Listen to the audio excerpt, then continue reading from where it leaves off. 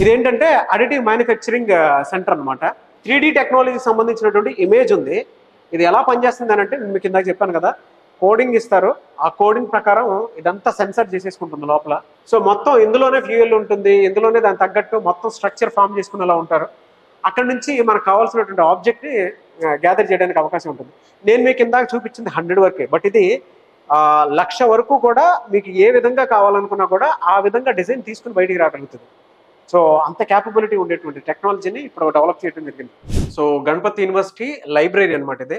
ఇది only departmental library అండి. BTech వాళ్ళకి మాత్రమే ఉండేటువంటి లైబ్రరీ. ఇలాంటి లైబ్రరీస్ 12 ఉన్నాయి. ఇది డిజిటల్ లైబ్రరీ అనమాట.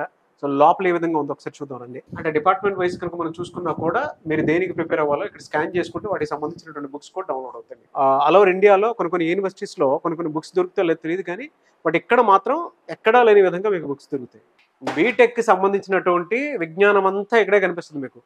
మీరు కనుక అంటే టోఫెల్, ఐల్స్ రాసేటువంటి వాళ్ళు కొంతమంది ఉంటారు కదా, వాటికి సంబంధించినటువంటి బుక్స్ కూడా ఇక్కడే దొరుకుతాయి.